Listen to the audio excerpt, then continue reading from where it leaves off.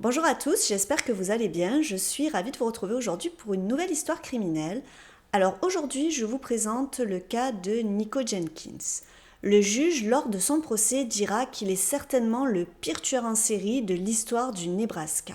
Certains d'entre vous connaissent peut-être déjà son visage car sa réaction lors de l'annonce de sa sentence a été vue 56 millions de fois sur YouTube.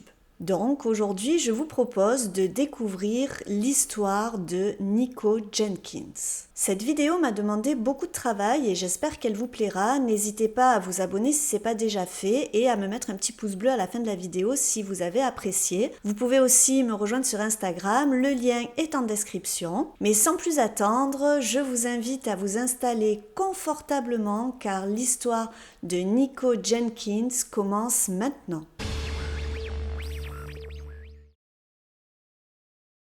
Nico Jenkins est né le 16 septembre 1986 et il a grandi à Omaha dans le Nebraska. Son père s'appelle David McGee et sa mère Lori Jenkins. Il a grandi dans une famille de 5 enfants dont il est le seul garçon. Mais Nico Jenkins ne vient pas d'une famille ordinaire. Levi Levering, son arrière-arrière-grand-père, était le grand chef indien de la tribu Omaha du même nom que la ville. C'était le visage le plus respecté de sa famille il y a plus d'un siècle.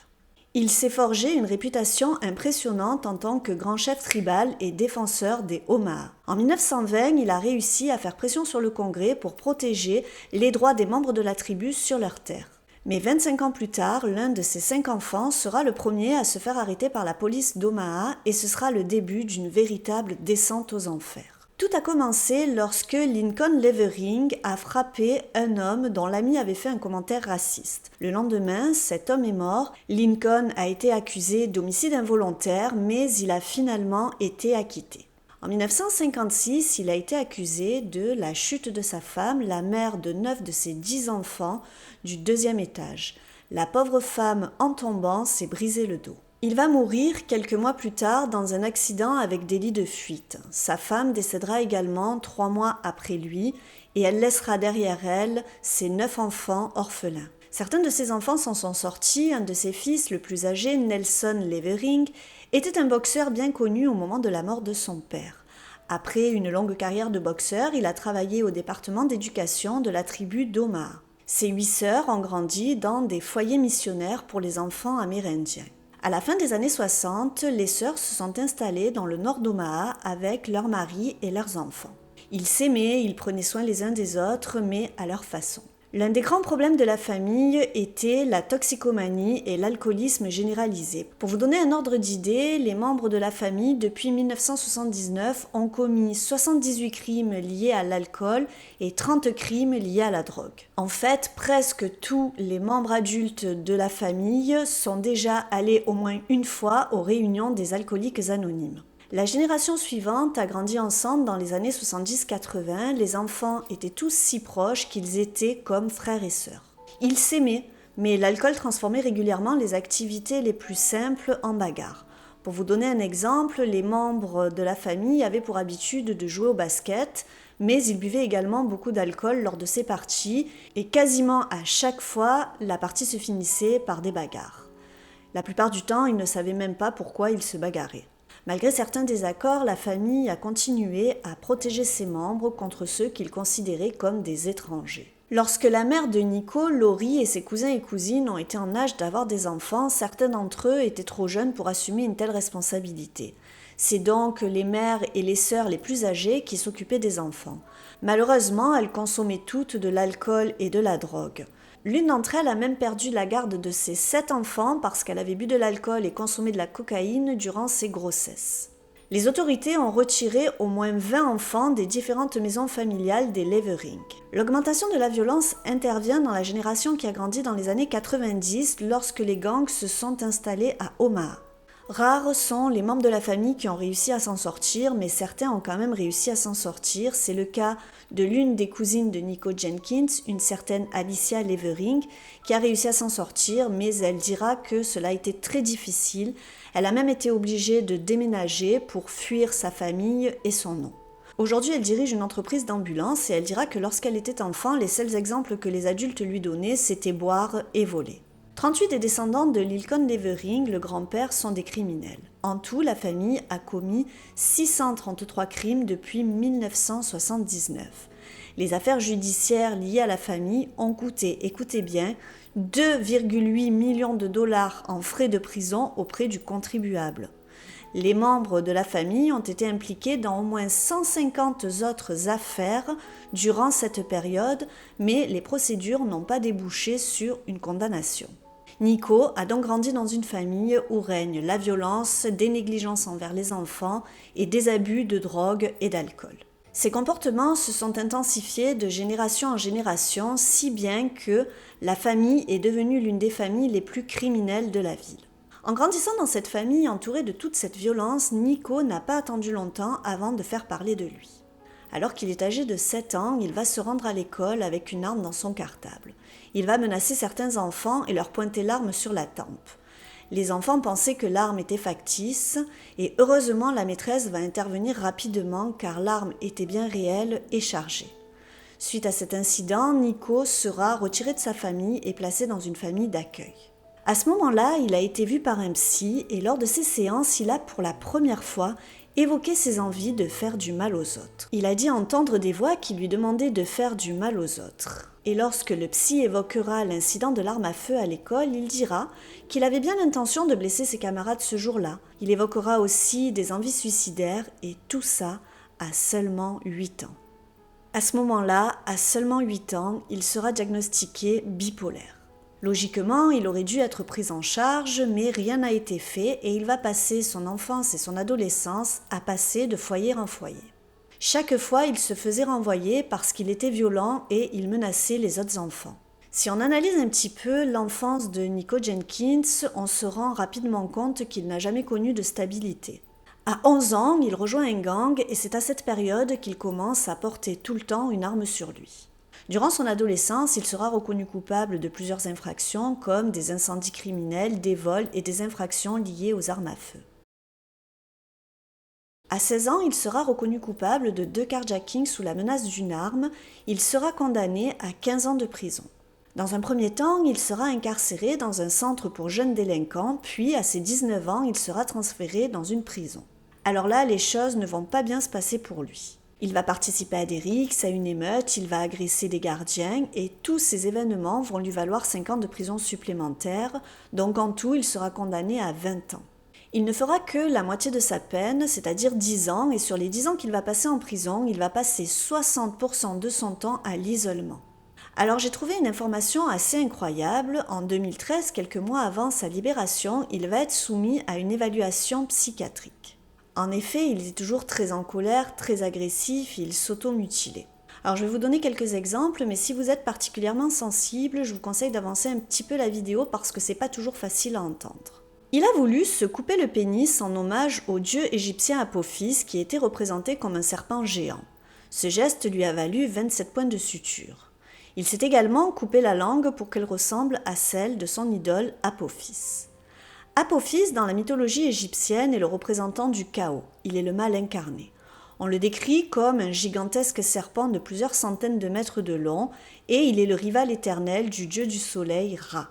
Petite anecdote rigolote, en 2015, Nico Jenkins a décidé de se graver 666 sur le front, mais il a fait ça devant un miroir et les chiffres étaient gravés à l'envers. Donc il a à plusieurs reprises mutilé son visage, il se mutilait régulièrement car il aimait cela, il aimait la panique qu'il provoquait auprès des autres détenus lorsqu'il se rendait compte de ses mutilations. Il aurait dit à plusieurs membres du personnel qu'il voulait manger des corps d'hommes, de femmes et d'enfants. Il était connu pour renifler et boire son propre sperme et pour boire son urine. Alors lorsqu'on lui demandait pourquoi il faisait ça, il disait que boire son sperme, ça faisait monter son niveau de sérotonine et ça lui permettait de mieux contrôler sa colère.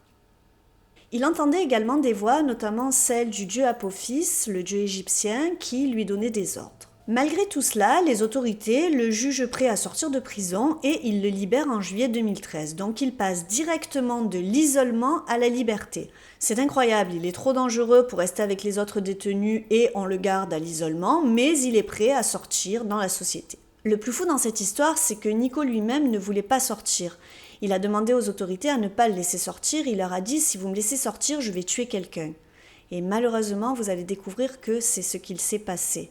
En effet, à partir de là, un compte à rebours mortel va commencer. Le 30 juillet 2013, Nico Jenkins est donc sorti de prison. Ce soir-là, toute sa famille s'est réunie dans un hôtel pour fêter sa libération.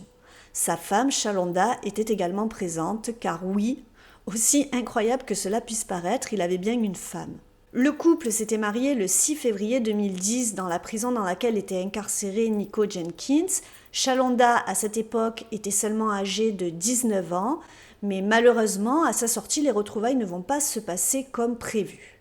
Nico plaît beaucoup aux femmes et il a beaucoup de prétendantes, groupies, ex. L'une d'entre elles, une femme bien plus âgée que lui, est présente également à cette soirée.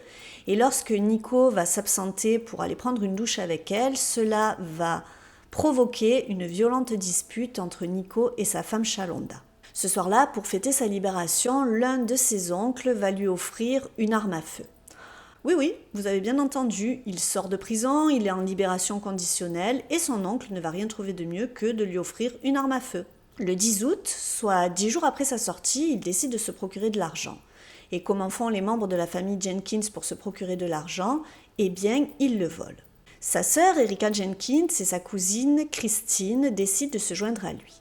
Nico met un plan au point. Il demande à sa sœur et à sa cousine d'aller dans un bar. Là, elle séduirait un homme et l'emmènerait à l'écart pour lui offrir quelques faveurs sexuelles. Nico l'attaquerait à ce moment-là. Et c'est exactement ce qu'il va se passer. Erika et Christine vont se rendre dans un bar et là, elles vont séduire deux hommes, Jorge Ruiz et Juan Peña. Elles vont leur proposer des faveurs sexuelles et les deux hommes vont accepter. Ils vont suivre les deux femmes à l'extérieur. Nico a surgi et il a tiré avec l'arme que lui avait offerte son oncle. Les deux hommes ont été tués d'une balle dans la tête et ils ont été volés. La police retrouvera leur corps avec les poches retournées. Alors Nico Jenkins n'a pas du tout été inquiété pour ce meurtre car il n'y avait aucun lien entre lui et les deux victimes. 8 jours après ce meurtre, donc 18 jours après sa sortie, il se rend dans une fête où il retrouve un certain Curtis Bradford. Nico et lui se connaissent car ils ont été ensemble en prison auparavant. Ils se font prendre en photo ensemble, ils passent un bon moment et Jenkins lui parle de son désir de commettre des cambriolages. Curtis, qui n'était pas un enfant de cœur, trouve l'idée excellente et il décide de se joindre à lui. Ils décident donc de partir en voiture et Erika est également de la partie. Elle donne à Curtis une arme, mais ce qu'il ne sait pas, c'est que cette arme n'est pas chargée. À un moment donné, la voiture s'arrête, ils sortent de la voiture et là, Erika tire une balle dans le dos de Curtis. Elle est fière d'elle, c'est la première fois qu'elle commet un meurtre.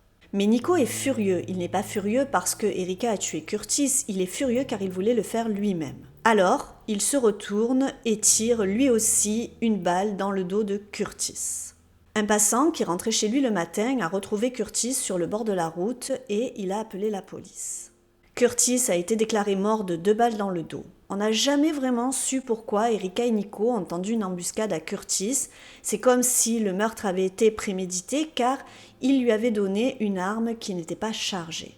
Là encore, Nico ne sera pas soupçonné pour ce meurtre. 2 jours après le meurtre de Curtis, donc 20 jours après sa libération, Lil Wayne arrive en ville pour donner un concert. Nico voit ça comme une occasion en or.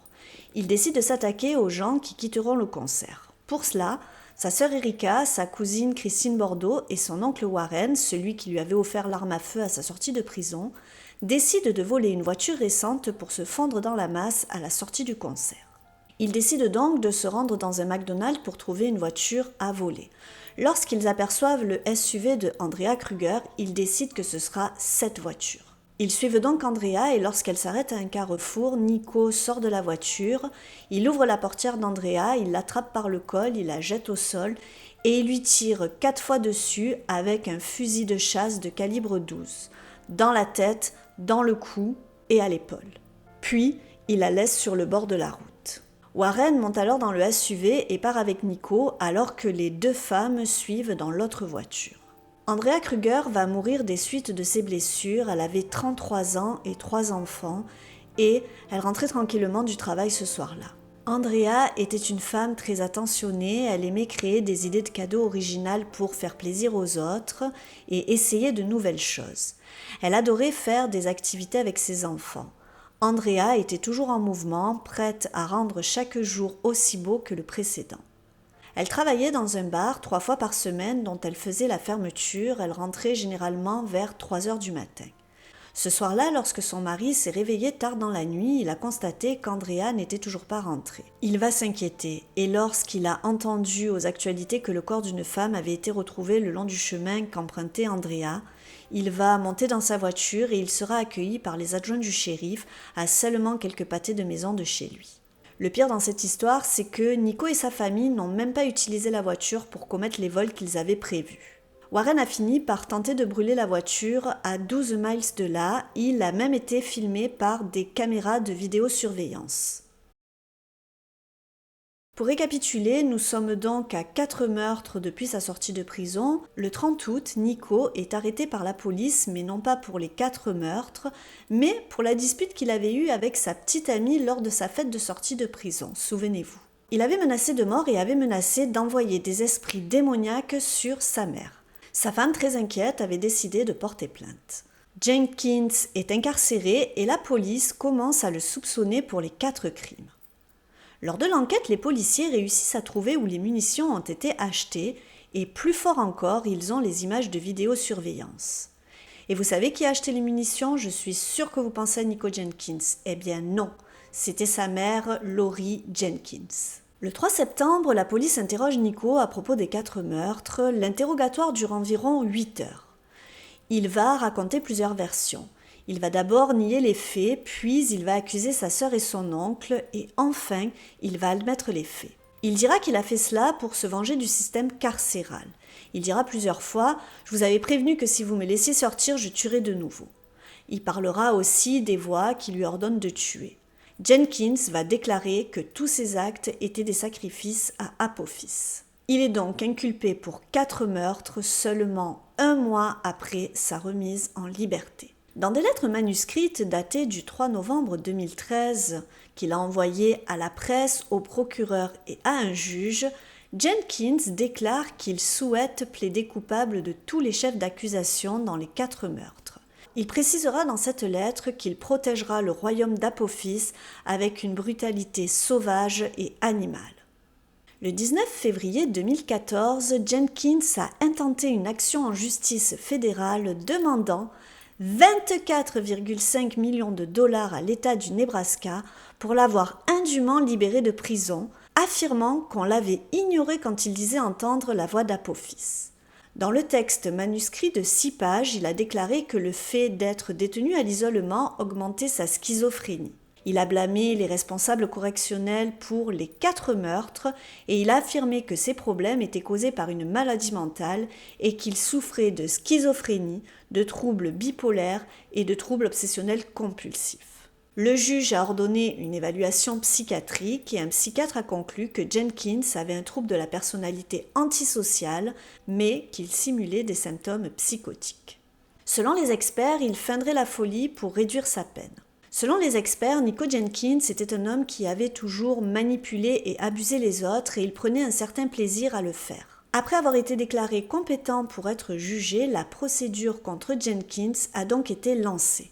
À sa demande, Jenkins a été autorisé à se représenter lui-même au procès sous la direction d'avocats consultatifs. Tout au long du procès, Jenkins a soutenu qu'il agissait sous le commandement d'Apophis. Et il en a fait des tonnes pour passer pour fou. Il parlait dans des langues inconnues, il hurlait et il criait lorsque les procureurs racontaient les détails de la mort de ses victimes. Le 16 avril 2014, le juge Peter Bataillon a déclaré Nico Jenkins coupable de 4 meurtres. Le 29 juillet, il a ordonné à Jenkins d'être hébergé dans un hôpital psychiatrique du Lincoln Regional Center jusqu'à ce que les médecins soient satisfaits de son état. Mais les fonctionnaires du centre régional ont refusé d'héberger Jenkins en raison d'une sécurité insuffisante. Les médecins ont tout de même accepté de le soigner dans une prison de Lincoln.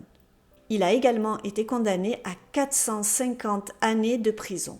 Alors, cela faisait 20 ans que la peine de mort n'avait pas été appliquée au Nebraska. Le 7 août 2017, son divorce avec Shalonda est devenu officiel. Elle est actuellement en prison car elle a tenté d'agresser la nouvelle compagne d'un homme avec lequel elle avait eu un enfant durant son mariage avec Nico. Elle ne s'est jamais occupée de cet enfant et a même été condamnée à verser une pension au papa. En 2018 et 2019, Nico a tenté de se suicider en prison en se tranchant la gorge. Le 20 avril 2020, la Cour suprême a refusé d'entendre son appel. Alors qu'il est toujours incarcéré, une femme, Dawn, 46 ans, originaire du Texas, est tombée follement amoureuse de lui. Elle est fascinée par les tueurs en série et les émissions policières et judiciaires à la télé, et elle fait également partie d'un groupe de bénévoles qui soutiennent les détenus dans l'attente d'être exécutés. Elle souhaite même se marier avec lui. Le mari d'Andrea Kruger a porté plainte contre l'État. Il réclame 7,5 millions de dollars car il estime que la mort de sa femme aurait pu être évitée.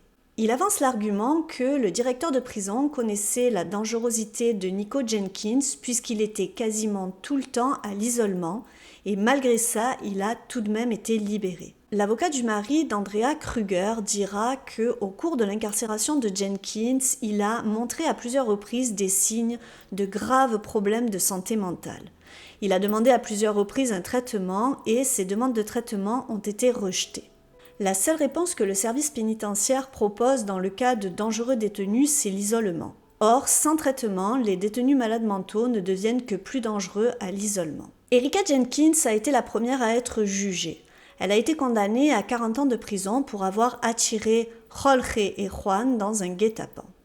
Elle a estimé qu'il y avait une conspiration contre sa famille et lorsque l'on évoque la violence de son frère, elle dit qu'il n'est que le résultat de ce que l'État a fait de lui. Il est leur Frankenstein. Durant son incarcération, elle a plusieurs fois agressé des gardiennes. Warren Levery, l'oncle de Nico, a été condamné à 40 ans de prison pour son implication dans le meurtre d'Andrea Kruger. Christine Bordeaux, elle, a été condamnée à 20 ans de prison. Suite à cette affaire, 2 nouveaux projets de loi ont été adoptés dans la foulée. Le premier offre plus de surveillance aux anciens détenus et le second crée des programmes qui les aident à se réinsérer dans la société. Aujourd'hui, Nico Jenkins attend toujours son exécution dans le couloir de la mort. Voilà, j'espère que vous avez apprécié cette vidéo car c'est tout ce que j'avais à vous raconter sur l'histoire de Nico Jenkins. Je pense que maintenant vous y voyez un petit peu plus clair dans cette histoire. Je vous invite à me dire en commentaire ce que vous pensez de cette affaire et des erreurs que l'administration pénitentiaire a pu faire. À cause de cela, 4 personnes sont décédées et je suis sûre que ces 4 meurtres auraient pu être évités si les autorités avaient mieux géré le cas et la folie de Nico Jenkins. N'oubliez pas de laisser un petit pouce bleu si vous avez apprécié la vidéo. N'oubliez pas également de vous abonner si ce n'est pas déjà fait et d'activer la petite notification. Je vous dis à très vite pour une nouvelle histoire criminelle sur ma chaîne, mais jusqu'ici, surtout, restons prudents.